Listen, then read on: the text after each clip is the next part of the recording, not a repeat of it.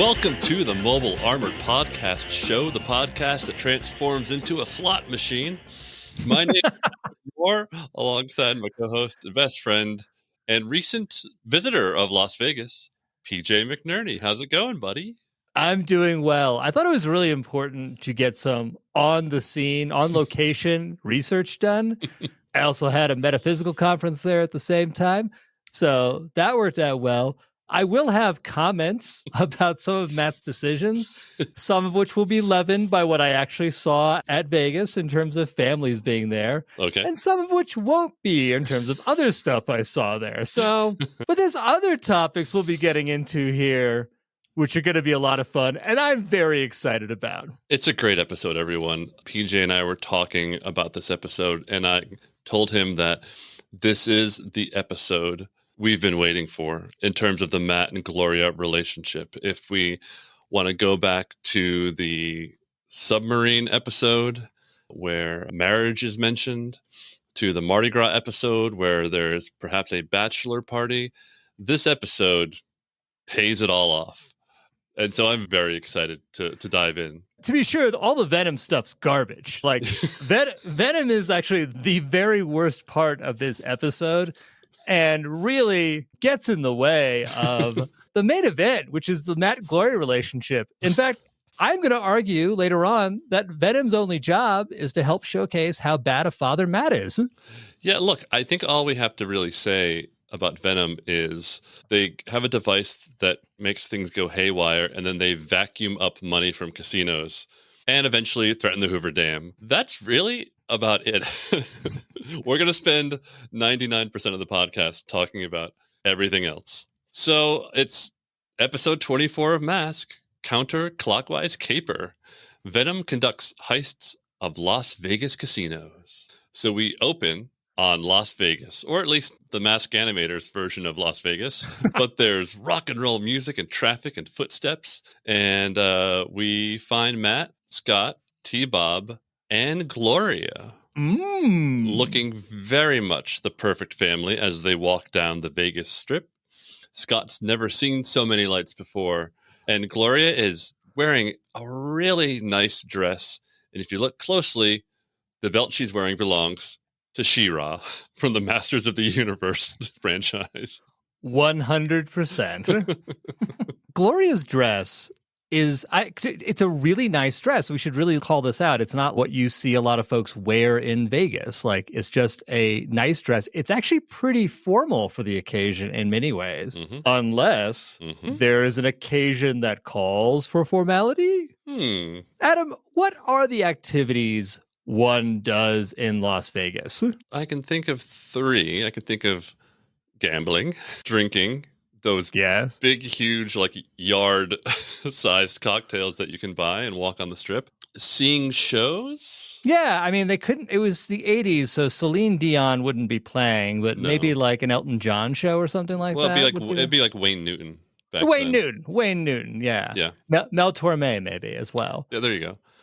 But what else can you think about? Something from a drive-through? I have heard of people getting married in Vegas at a drive-through chapel.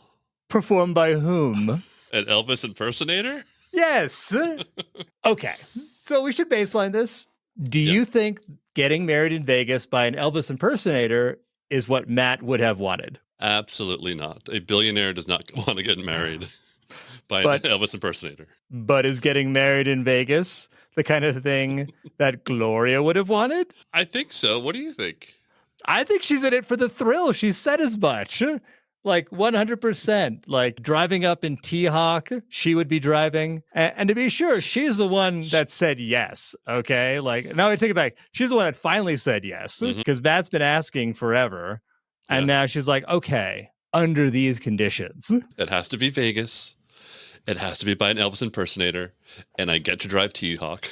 Exactly. Now, I understand that this is pretty flimsy evidence, just that she's wearing a nice dress and that he's wearing his standard blue suit and that they're looking at each other lovingly. I will present other, albeit circumstantial, but conclusive evidence later in the episode that they in fact got married. My question before we go on, is this post-marriage or pre-marriage? I think this is all post-marriage. Okay. I think they just got married because like Scott and T-Bob are there. Mm-hmm. And now they're just going off to have some fun. I'm sure glad Scott dressed up for the wedding. Look, man, he's lucky he has clothes, okay? It was his clean pair of blue t-shirt and jeans. Well, okay, so we're going to continue to track this throughout the episode. But it's really been what you've all been waiting for, folks. So buckle up. So we go inside the casino, and there's all sorts of gambling going on. Somehow, Scott and T-Bob are allowed to just walk the casino floor. Kids can walk in the casinos. Mm-hmm. As long as they're not playing one of them, and they're kind of like, as long as they're continuing to walk forward. As long as they continue to walk forward. I love that. Hey, Daddy's going to put some cash in the slots here. I want you to walk forward, but really slowly, so that you're always in my line of sight. Scott, I want you to count cards for me, and I want you to give a signal like this if someone's got a better hand at blackjack than me. Now, get me another Dwarves and water. Gloria says to her newly betrothed, I can't believe it. Matt Trakker, actually on vacation. He brings Gloria on vacation with him was my initial question, but we can dive deeper. Yeah, I'm sure that Matt's bringing Gloria, the woman he's had like clear romantic feelings for, as a strictly platonic friend, and not because he is in a relationship with her and just got married to her on this trip. So, no, yeah, of course. With his child and With robot. His child and robot. And Thunderhawk. Also, if we're to believe all of that, are we also to believe that Matt vacations regularly in Las Vegas? If it's his choice, is this the destination he picked? And it's not because Gloria wanted to get married in Las Vegas? No. He goes to like the Maldives or something like that. Yeah, he'd go to Monte Carlo or something like that if he wants to gamble. Yeah. So this is what I feel, that Matt is a billionaire. We know where the money comes from. We don't know if he's a self-made billionaire or he somehow inherited it or whatever, but he's a billionaire. But Gloria, she's clearly the small town girl. She grew up around stock car races and monster truck rallies. And when she was 14, she hopped into her first stock car and did some dirt road racing and that sort of thing. And if you look at the two of them, that's clearly what's going on here. And I think it's great. I'm glad they found each other. But that definitely shows different, we'll say, origin stories of these characters. Like for her, a vacation in Vegas, getting married in Vegas, that's cool because half of her friends probably did it when they were 16 and pregnant. I'm sorry. Did I just get... We just got canceled. It's okay. Let's roll with it, man. Did I get a Buddy Hawks nomination? Well, certainly for the misogyny one. Oh, man. So congratulations, sir. Maybe I'll cut it out. But Gloria lives. I think that's the thing is like, Matt, we keep seeing in his suits. We keep seeing he's, really buttoned up and he has had to hold himself back his entire life. But Gloria...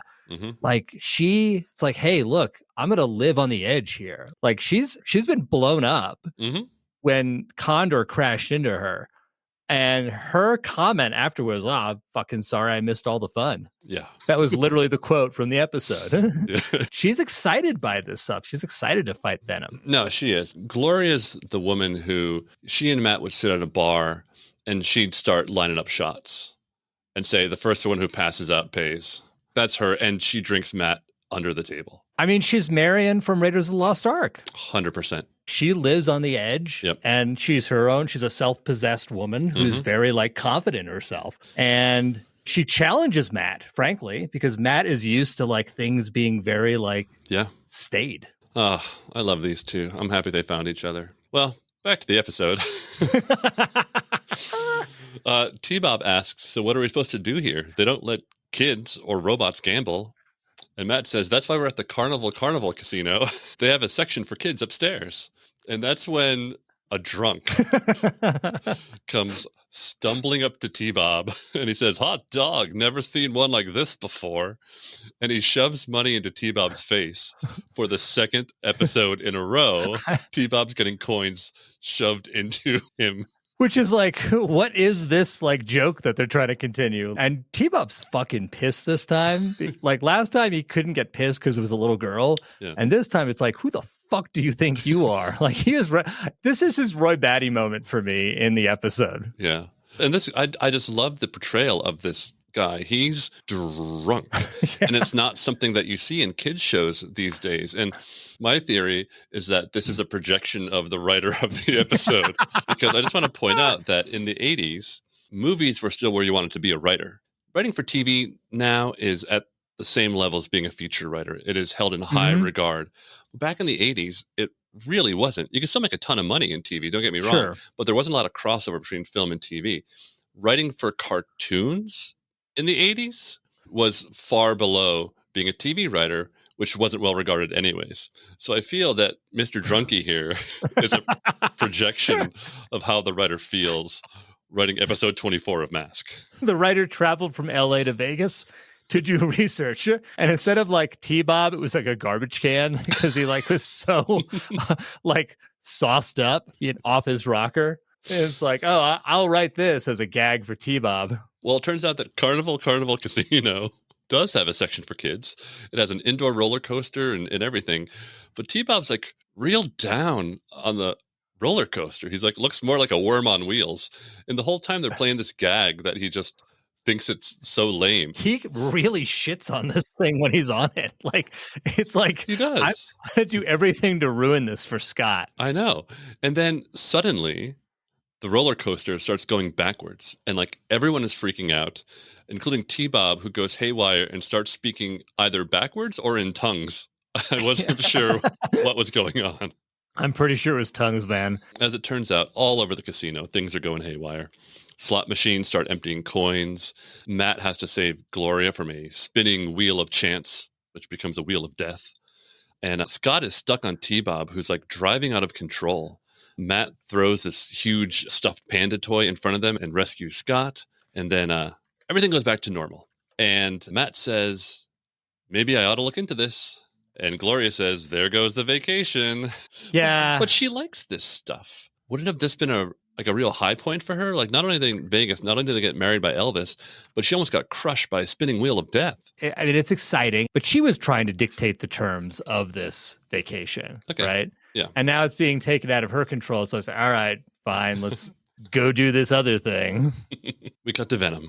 And Vanessa walks in wearing her finest Vegas wear, which is actually more appropriate for a funeral. It's like a black cocktail dress, but she's got like the sleeve length gloves. She's got the pearls, but what do you think? Is it a funeral? Is it for party time? What is it? This is definitely much more formal. Like you'd expect this at like almost an award show. Yes, that's the way to put it. She was dressed like she was going to an award show. Well, she comes in and says, this reverser machine worked just like you said. And Miles says, perfect. This will be the greatest robbery of all time. The counterclockwise caper. I love it when they say the episode title in dialogue. It's just the best. And then he laughs and he looks up at this big, scary looking machine. So the machine looked like a robot with the Eye of Sauron. I'm going to have you say that again because any geek worth their salt knows it's Sauron. Oh, I'm so sorry. The Eye of Sauron. The machine looks like a robot with the Eye of Sauron. And a gold necklace. Is that enough rolling of the R's for you? Indeed. I was trying to appeal to the people, but I guess we should know who our people are. Agreed. Please continue. Miles really never fails to disappoint with the flair for the dramatic by like needing to name it. And I have to ask you a question, Adam. And this is in universe. Did Miles come up with the name first and then have his scientists figure out the machine? I honestly don't know because I struggled for a long time to really figure out what the point of reversing everything was. Until later on I realized like, oh, the slot machines are spitting out coins and they vacuum up the coins. It just seems there's be easier ways to steal from a Vegas casino. So I kind of wonder if it was just his R&D team said, hey, we just developed a way to make all non-organic things go in reverse. It was like, cool, I'll use it. Let's do a science corner check on this, though. Let's go. So they have a machine that takes things in reverse. Mm-hmm. All right, I'll take what I know of as the simplest example, which is an electric car, right? And so if I run the current in one direction, it goes forward. If I reverse it, it goes in reverse. Okay, fine. Right. But that's actually not how most things, like you can't actually do that at the electrical source. It's not like I can just like reverse everything because input electricity into a device typically has what's known as like a rectifier circuit. So that way, you'll have plugs that have one side that's big and one side that's small, and then you have other plugs that are basically the same size, so you can flip them. And when you can flip them, it means that there's a rectifier circuit, so it just can handle either direction. This is just bizarre in terms of just straight up. I mean, the lights aren't affected, and maybe that's fine because you're just running the current in reverse. But let's say that it does work, man. Then what the fuck happened at every hospital in Las Vegas? Did anyone consider this? Where it's like they just lost like all of their patients that are on critical care. Oh, completely. All the ventilators started sucking oxygen out. So inadvertently, or maybe on purpose, and it's never spoken of, Venom just murdered a whole slew of people. Tens of thousands are dead. But meanwhile, Matt and Gloria, that's what we're focused on. We cut to Lake Mead, where Matt is abandoning his son while he goes off to solve the mystery. They're like on a houseboat that I guess Matt owns on Lake Mead. And Matt takes off in Thunderhawk, and Scott runs into the road and screams, "Wait, Dad!" As if his father is going to listen. But he's long stopped paying attention to his son's cries. The shot of him, like it's clearly like, why are you abandoning me, Dad? Like, I came out for your wedding, and now you're just going to ditch me? Yeah, Scott got brought out for the wedding. Now it's being shoved on a houseboat with his robot. So let me ask you this. So, Adam, it was okay last episode for Matt to abandon Scott in what might have been a Potemkin village. But now it's like, no, I don't want you inside of Vegas at a hotel even. I'm going to put you in the middle of a lake alone with your robot. It's not okay. It's, again, a clear nominee for Father of the Year. Yeah, 100%. This is not okay. Call Children's Services. Well, off Matt goes. Back at the hotel, Matt is in the revolving restaurant looking through the binoculars, and Gloria comes in and says, "You really don't have to look that far to find a good-looking woman." And Matt kind of gives a quiet chuckle and then moves on. "Did you find out anything?" And it turns out every casino suffered the same issues last night. Okay, here's a question that just occurred to me. So we don't have the internet in full force back in 85, right? Yeah. So how would Gloria know that every casino suffered unless she went to every casino? That's exactly. She took a shot at every bar at every casino. Notably, she doesn't ask about Scott at all. Where's Scott and T-Bob? Who? Come on, baby. This is about me and you. Here's an interesting beat. Matt tells her to take Thunderhawk and go search the streets while he stays at the restaurant.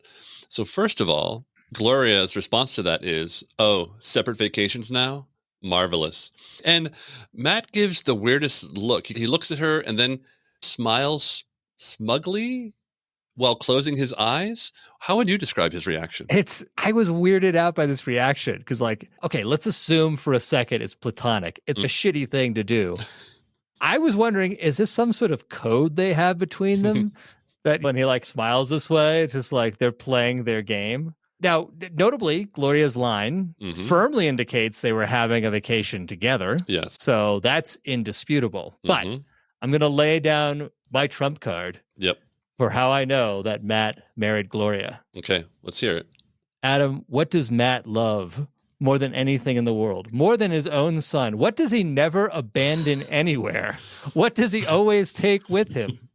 No matter where he goes? No matter where he goes, no matter what country. What can be assured will be shipped or flown there?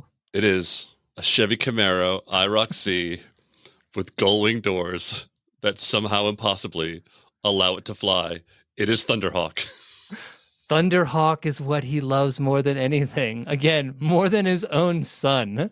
He will take off in the desert with Thunderhawk and leave his son there. Yeah. So he has now said, Gloria, I want you to drive Thunderhawk. That is it, man. That's all you need to know, that Matt and Gloria are hitched. Yeah, it's true love. It's true love. Yeah. Gloria is also a much better driver than him. Way better driver because she drives that thing backwards. Like yes. A pro through like cars all over the place. Like it's like a wasteland. It's like Walking Dead time. And she's just swerving between cars and things like that backwards. Yeah, it's a real delight to see her drive Thunderhawk. Yeah, And probably is for Matt, too, to see her drive Thunderhawk, let's be honest. it is. He's checking her out in the binoculars. That's what he's going to be doing. He's like, oh, yeah, drive Thunderhawk hard, Gloria. I have taken this podcast to new disturbing levels, sir. We're going to get some sort of a message from Apple, I'm sure. Well, back at Lake Mead, Scott is equipping T-Bob with water skis and a paddle for a tire to kind of make his own makeshift jet ski.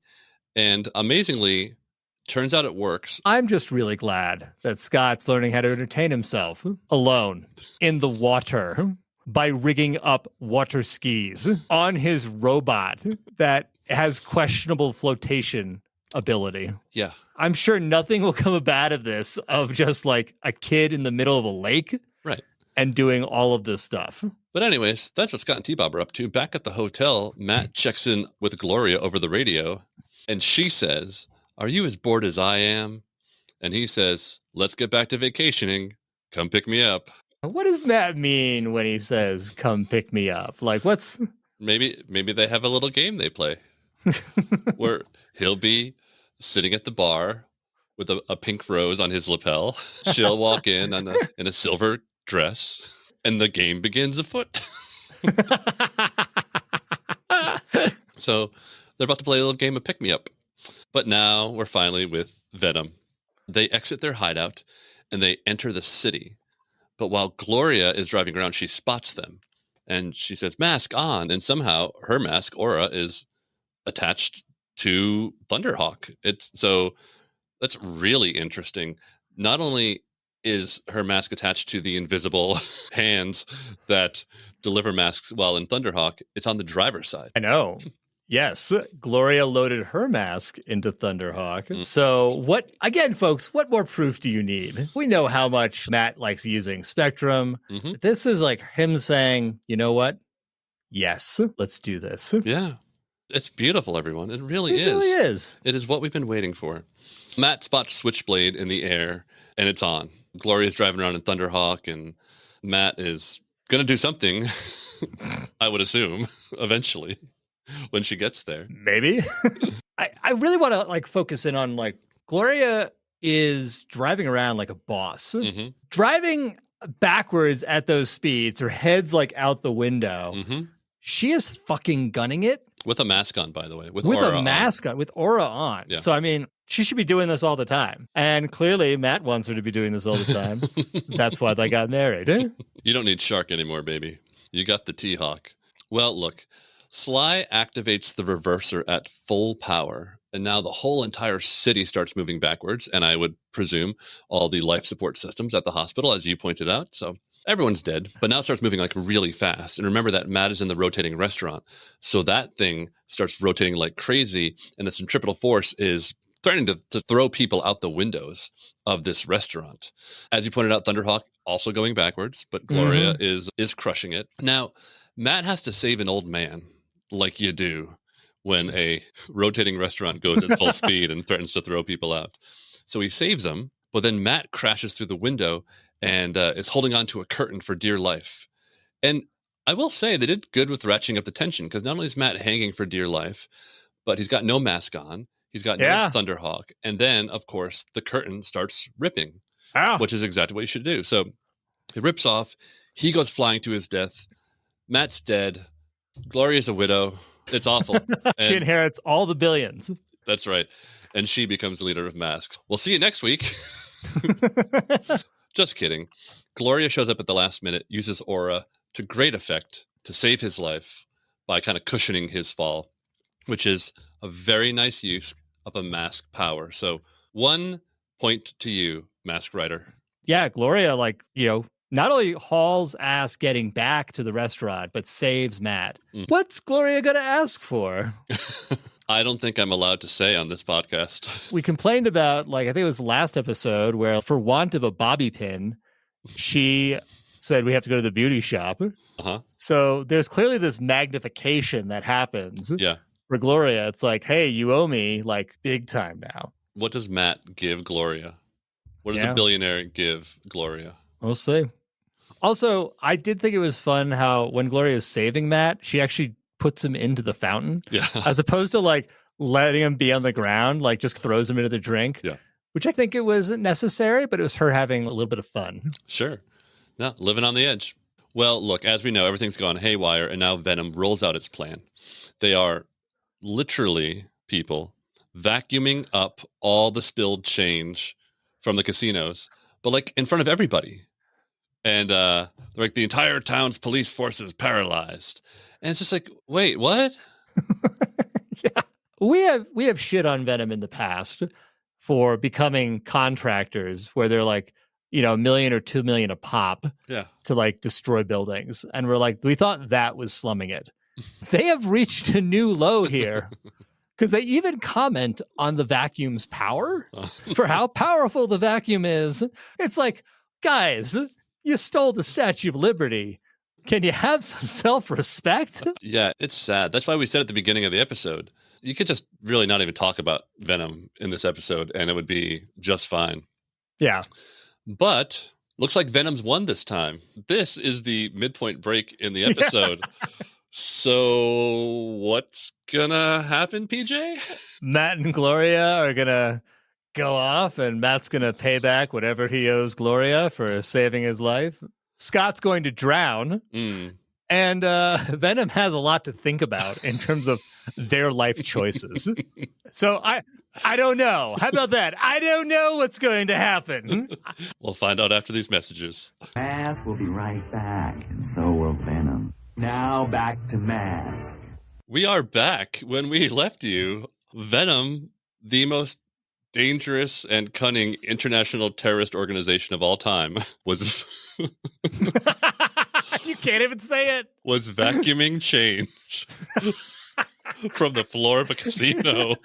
The only way worse Venom could go, and I could see Miles in his full suit at the beach with a metal detector looking for spare change, because it's really how far they've fallen. It's true. I'm crying. It's so incredibly true. I have felt bad for Venom in the past, but this is just pathetic. Why is everyone in the casino like passed out? Oh, I had no idea. Unless Vanessa whipped all of them and just smashed them against or they were hit with all the chains and then passed out. Yeah. I don't know. Did they gas each casino? That doesn't make any sense to me. In which case, why do you need the reverser machine? Just gas the casinos. Yeah. One at a time and just take all the money. Well, the first time we saw it back at the beginning of the episode, people were very conscious because they were scraping up the change off the ground. Yeah. Anyways, Venom leaves the casino and Matt and Gloria catch up to them. Vanessa fires whip, but Spectrum beats it with one of those kind of Harry Potter Voldemort things. Their two powers meeting in the middle, which Matt actually does quite a bit, especially with Vanessa. Something to dig into in another episode. So instead, Vanessa tries to run them over in Manta. Which is great. I think it's just fantastic. She tries a couple times too, but it doesn't quite stick. Yeah. Okay. I want to pause on this because this is the first time we've confirmed because Matt's in full uniform at this point in time. Right. Okay. And we knew Gloria had aura because it was stuffed into T-Hawk. So now we know that Matt and Gloria both brought their masks and uniforms on vacation. Now, if they're on vacation and Matt wants to avoid mysteries and capers, then what other uses would they have for their masks and uniforms? Well, we're going to take this opportunity to introduce our new podcast, Mobile Armored Strike Command After Hours, where we'll explore all the things Matt and Gloria do with their masks. Wow. Matt says it's no use. Got to call the team. Okay. I'll just say that the episode would have been just fine if it was Matt and Gloria against the world. Yeah, it really would have been. Actually, it would have been a lot of fun. It's also really late in the episode, so we're past the midpoint, and it's the first time that Matt's calling on the team. Yeah, let's point out a couple things. It is late night in Vegas. Yep, it is, and that will come up in a moment. So he actually uses Spectrum helmet to contact the mask computer for the first time.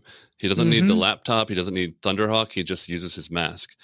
And so the team members are Bruce Sato. It's the middle of the night, mind you, in Boulder. He's just in his robe, drinking tea and reading. And he gets the call and he just gets up. And I was wondering, is he going to change? He's free ball in this one. Our second agent is Dusty. And now when the call comes in, he is fast asleep.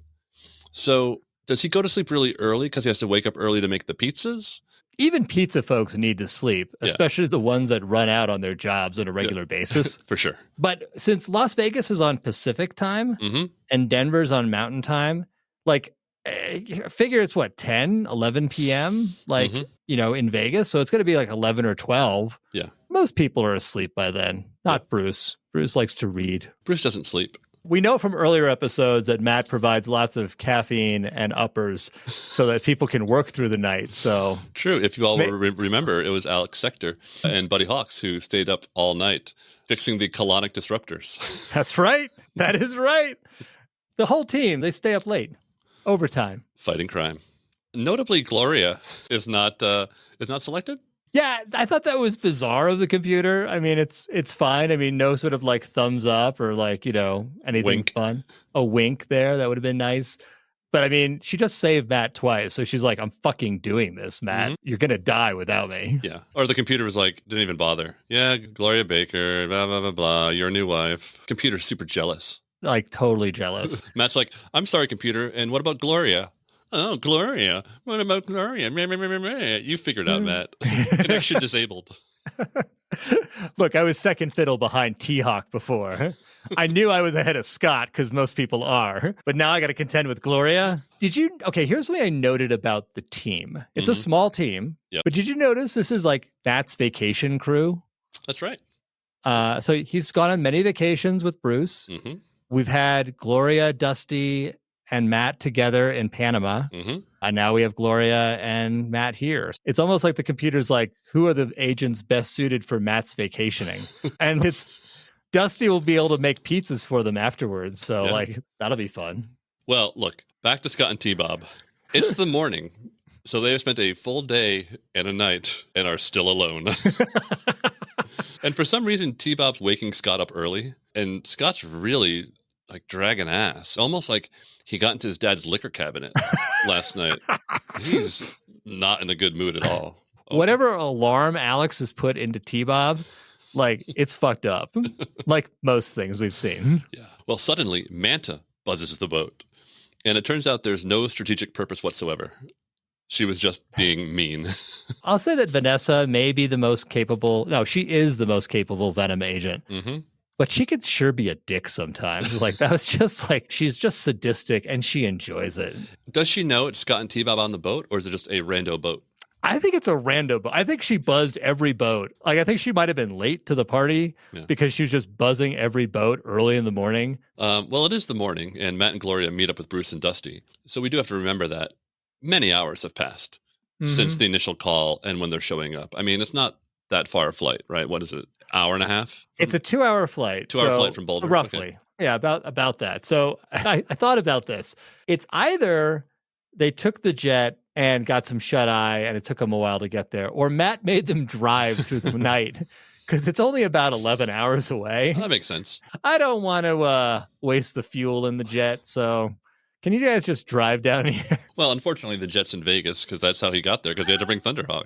They're like, hey, can you send the jet? He's like, nah. There's some stuff on there that I can't exactly, never mind. I can't talk about it, but just drive down. Just drive down.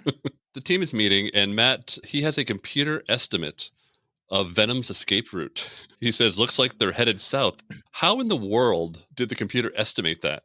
Maybe they were like picking up on satellites, like that, a large amount of coinage, because they picked up a lot of coins, which maybe it was like actual money back in the 80s, but like, a lot of times, like, you'd have like tokens or chips, which are only redeemable at that casino. Yeah. So it's, what are you detecting here? Like, are you just like detecting any random gas tanker? Yeah. And again, I want to point out Venom's plan is to drive away with basically what you said, a gas tanker filled with coins. They're driving around in Scrooge McDuck's money bin is basically what's going on here. All right, let us pretend for a moment that Venom gets away with it. And because Matt and Gloria truly wanted to go back to their vacation. Okay. Can you imagine the shitty job for a Venom henchman who has to go through and put all these coins into rolls? Like, we can't just show up a bank with this random amount. It's like Miles like, go ahead, put them all into these coin rolls now. There's a whole portion of our audience that loves we reference that, and another portion who has no idea what we're talking about. It's true. But all in, how much could they have actually stolen? $500,000? Maybe. Maybe $1 million? Maybe? I mean, they can't possibly have stolen that much. It's just a waste of time, Venom. So Matt and Bruce, they're going to switch up vehicles. Bruce is going to take a shotgun with Matt in Thunderhawk. Gloria's probably a little peeved by that, but nonetheless, they take off. They're getting very good at the Thunderhawk takeoff animations. It's a beautiful shot. It's a great shot of it taking off. Yeah, it reminds me yet again of a Veritech taking off or doing a quick turn. It's really got that kind of explosiveness. So they're getting better. Meanwhile, Venom shows up at Hoover Dam, and Vanessa picks up a guy with a whip and says, I want you to tell everyone who works here to get off the dam. It's going to get very dangerous in a few minutes. She has this guy up in the air, like pretty significantly. Yeah. And my thought was either there's an anti-grav unit on Whip, like most of these things, or her neck muscles are amazing. Yeah, it's got the lifter problem. It does. Right? That if she actually has to carry the weight of the whole thing, it's got to be anti-grav. And I would back that up with the fact that Rhino has anti-grav cannons, so that technology is around the Mask Venom world. So, well, Scott and T-Bob hop in a little dinghy and decide to head out and see what's going on at the dam, because why not? They got nothing else to do. They really don't have anything else to do. This is before the internet. He probably has everything. He's probably got ColecoVision. He's probably got Atari. He's probably got... It's 85. He probably has a Nintendo. He probably has a Famicom at that point in time. Yep. But he's played every single one of those games. Yeah. And now he's bored. Yeah. He's going to risk his life going into the water in a dinghy. Anyways, back to Venom. They turn on the reverser, and we find out the plan is that the turbines will go haywire, like they'll go in reverse, and they'll cause the entire dam to like tear itself apart. And Miles explains that it will be the biggest disaster in history, arguable, and that Mask will have to try to stop this disaster, which will allow Venom to escape, which makes me wonder, why aren't they just escaping now? This is why like Venom is so disposable this whole episode. Like bottom basement like plan, bottom basement thinking, like Miles, what's up, man? Are you okay? Do you need to rest for a little bit? Because what is happening? And then you notice how fucking huge that robot is? It's gigantic. Like, why are they just abandoning it? Let's say it costs like $10 million to make. If they've only made away with $1 million, then they've abandoned this like incredible piece of technology. I mean, look, Miles has got a lot of capers to come up with. He's got to come up with at least 65 for season 1. That's a lot. They're not all going to be good. Well, the machine is doing its thing. Cliff uses torch to seal the door shut so no one can get into the turbine room where the reverser is. And as soon as that thing is activated, Scott and T-Bob are in trouble because now there's water pumping towards them from the dam.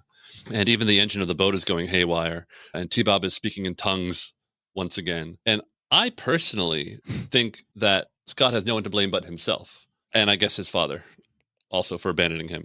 Yeah, I was like firmly in the camp of just blaming Matt for this because he's so fucking bored. He doesn't know what else to do. Right. And we've seen him have more agency than a 10 or 11-year-old should have. And this is like well beyond like, even sort of 80s to 90s latchkey kid. Like this is like clearly go be left to your own devices and figure stuff out. Like Matt is like, come on, this is a repeated pattern. I mean, he's father of the year for a reason. Well, the boat tips over. Scott and T-Bob are going to drown, but fortunately, Matt spots them from Thunderhawk, and Bruce uses lifter to get them into the car. And Scott says, I stayed at the lake, Dad, like you said. And Matt's response is, that's my boy. Matt, that is not the Matt I know. Meanwhile, Gloria and Dusty are just sitting around, like on Rhino, just looking bored. And like, there's nothing else you could have asked these highly competent and well-trained agents to do. It's ridiculous. It's such a ridiculous move. Yeah. Matt and Bruce return, and Bruce thinks that only the electric ouch on Gator would stop the reverser. Can you explain why the electric ouch is the only thing that would stop the reverser? I guess Bruce is connecting the dots between electricity and this device. I mean, it is okay. Maybe you disrupt it with electricity. I don't know. Well, it's a giant robot thing. How many lasers do masks have between their vehicles and their masks themselves? And the electric ouch is all you got that'll work, but okay. After Bruce says that, Matt says, Bruce, you just volunteered. So what's the lesson there, PJ? Don't speak up around Matt. He's going to be like, okay, Mr. Smart Mouth, huh? You think you're so smart? You fucking do it.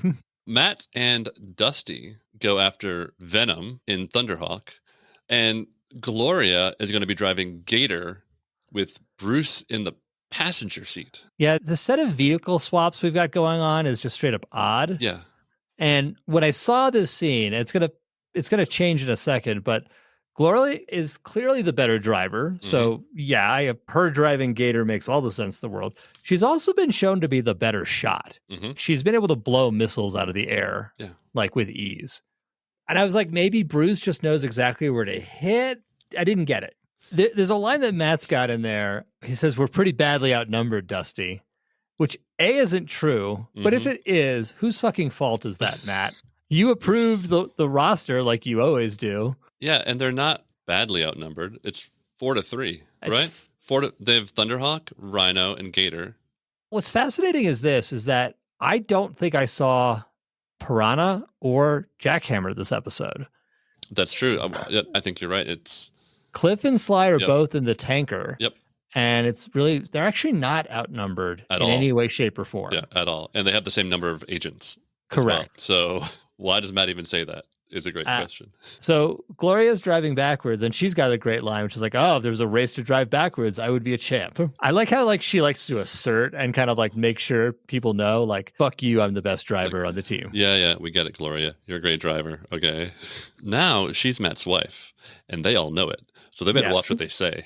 Well, Switchblade and Manta, they take to the air to go after Thunderhawk. Bruce and Gloria finally get to the doors, and she uses Aura to bust the doors down.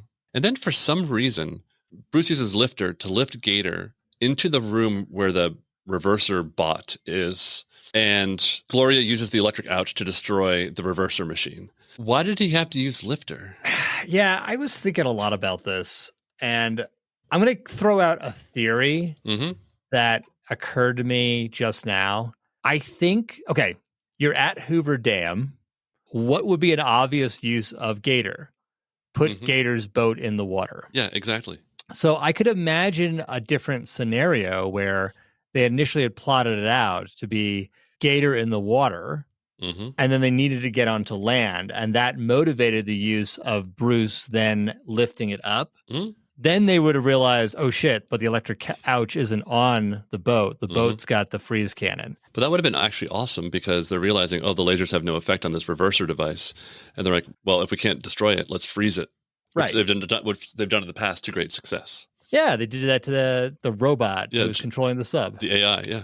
Another connection to Matt and Gloria's relationship. Back in Panama. So Gloria is taking the shot. So even though Bruce was voluntold to do it, I think Gloria was like, fuck this. Like, I'm the better shot. I'm going to do it. Oh, yeah. 100%. And the explosion that comes out of it, it seems like it would take out all of the damn machinery. There's a huge explosion in there. That's why, again, freezing would have been the right call. Yes. No, don't fire the laser. We'll blow up the dam itself. But no, just go ahead. And then Matt causes the biggest disaster of all time. Well, Dusty catches up to Venom in Rhino, and he rams the money truck, which puts a hole in it, and it causes all the money to come out. And then Venom just gives up. They're like, the money's gone, let's get out of here. And that's it for Venom. Thanks for your participation in this episode. I guess you get a participation medal. It's weird because they basically abandoned the truck there, I think. And I guess Manta picks up Cliff and Sly because all they would have done was then start running and could have been easily run over by Rhino at that point in time. We've seen that before, though. We have seen them just run off to escape. Matt arrives back. The whole team gets back together, and Dusty is collecting money in his helmet. But some of the bills, which are actually multicolored, I'm not sure if you noticed that. So I don't even know if it's real money, it's Monopoly money, but ends up sticking onto a cactus plant. And Dusty says, and they say money don't grow on trees. Big laughs. End of episode. Again, it's hard, folks, because the back half of this episode, whenever Venom is really involved, beyond actually the Vegas stuff, I thought actually it was kind of fun with Gloria and Matt fighting solo these guys in Vegas. Like basically by the next morning, like the wind goes out of this episode completely. Totally. And I think a lot of it is that the one thing that was keeping us in it was Matt and Gloria. And when we get to the second act of the episode, all that flirtation, all that, it's just gone. But there we are, folks. We're now into the More You Know segment. Mm-hmm. So Scott, T-Bob, Matt, and Gloria are all hanging out poolside. Matt and Gloria sitting on lounge chairs. Gloria's reading a book with a blank cover. So who knows what she's reading. And Scott gets out of the pool and he puts on sunscreen. And both Matt and Gloria think that Scott made a great decision. And T-Bob says, this is really a burning issue. And I want to talk about the reaction here a bit. Because Scott bows his head and shakes his head so sadly as if his friend had one last shot to survive and he blew it. And then Gloria leans her head back in disgust and says, not again. And Matt moans and rolls over on the lounge chair so that his back is facing T-Bob.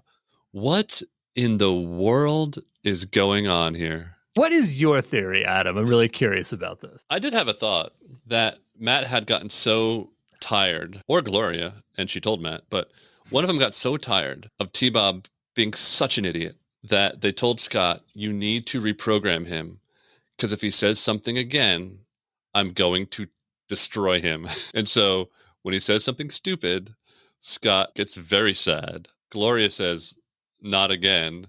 And Matt rolls over and grunts, just thinking about how much effort and pain he's going to have to go through to tell Buddy to destroy T-Bob. But okay, we can leave that one aside and just talk about Matt and Gloria in their bathing suits poolside. Very comfortable. Very comfortable, aren't they? Very familiar. Yep. There's an ease there. And I did a double take on this. I think they're at the Trakker mansion. They are. Yeah, they're at Trakker mansion for sure. Okay. So she's moved in. Mm-hmm. And, there goes his library.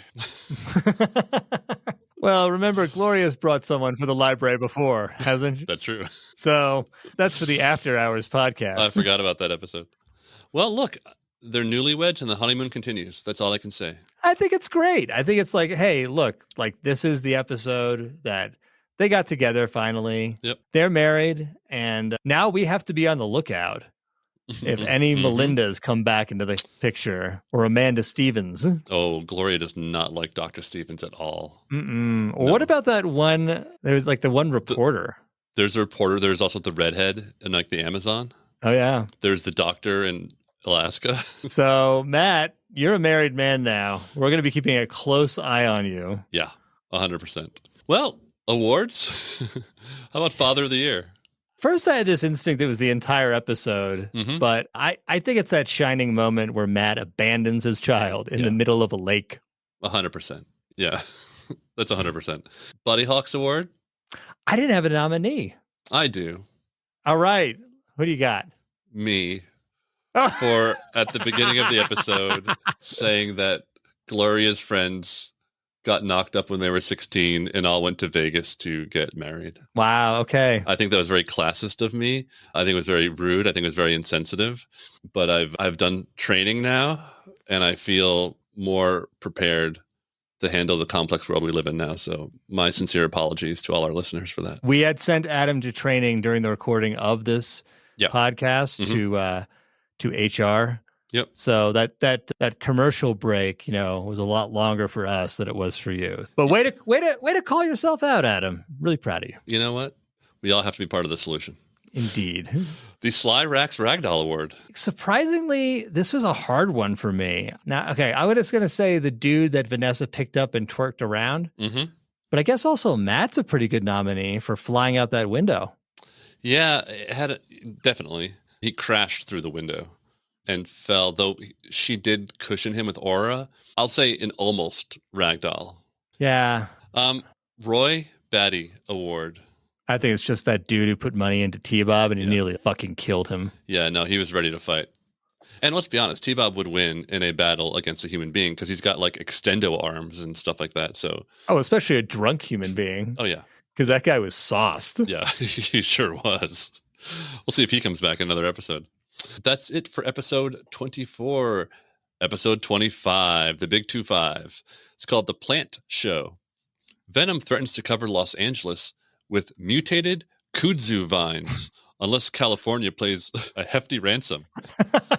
Well, look, at least we can say we're getting back to form where Venom is not slumming it anymore. I mean, I don't know much about the California economy in the 80s. I know plenty about it now as a resident of this fine and troubled state.